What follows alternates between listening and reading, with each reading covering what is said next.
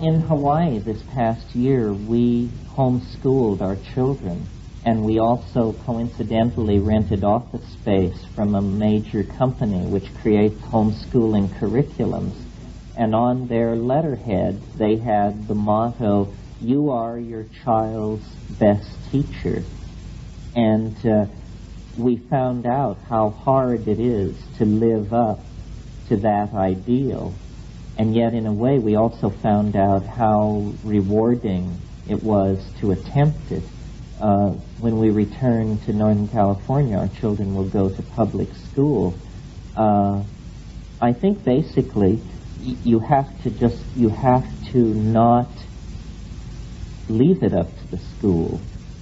You have to check in on what's going on and input into the process.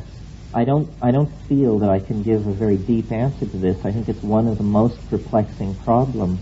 One thing I think that's terribly wrong with education is that there is no sense of history instilled in people. And history has almost as bad a rap on it as mathematics.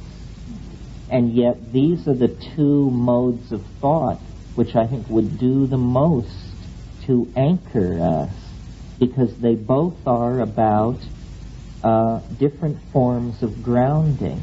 One grounds in eternal demonstrable principles, mathematics, and the other dissipates amnesia.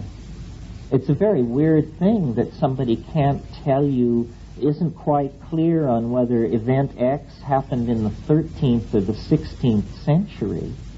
I mean, after all, 13th, 16th, 19th.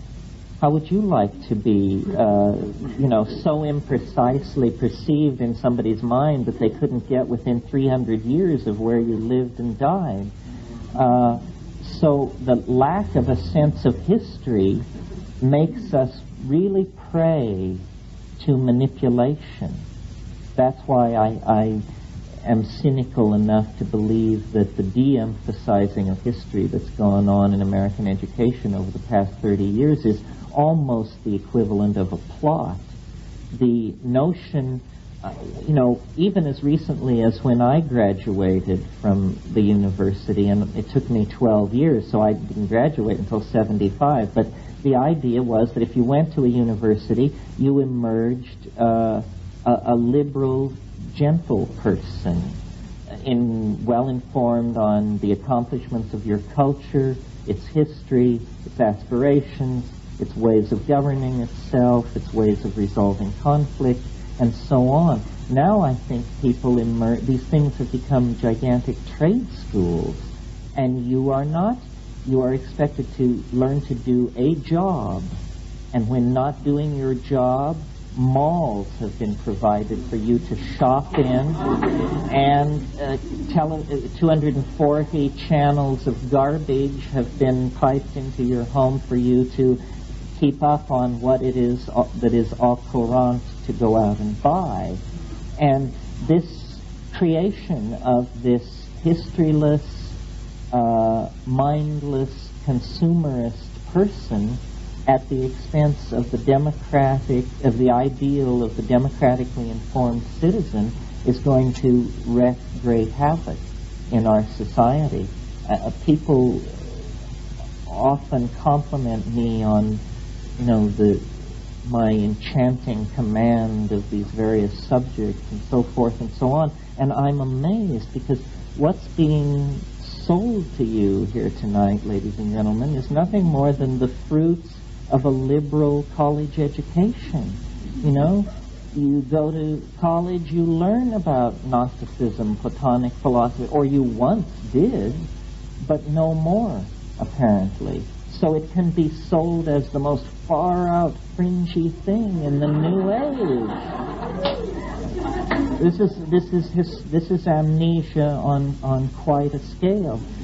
So, and the other thing I would say in answer to your question about education is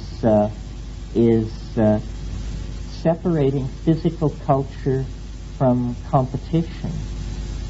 That the notion of physical culture, and by that I mean gym class, and competition is one of the, I mean, now I feel the bile rising. This is, we're talking serious here now.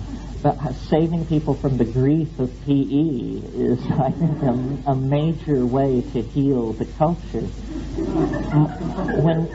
When we were living in Hawaii, Kat asked our son, how did he think of himself? And he said he thought of himself as an artist and an athlete. And I thought that this was just an amazing breakthrough, because I thought of myself as, you know, a sort of 95-pound weakling. And the notion that my son could be physically just like I was at his age, and yet conceive of himself as an athlete and have this balanced view of art, athlete, junior scientist, and so forth, meant we must be doing something right. And what it is stressing physical culture, being in the ocean, hiking, running, skateboarding, biking, all these things, without the notion of males crashing against each other for the purposes of racking up points with females and elders to lay the groundwork for the whole imposition of the alpha male primate hierarchy that makes society such a mess. So that's that for education.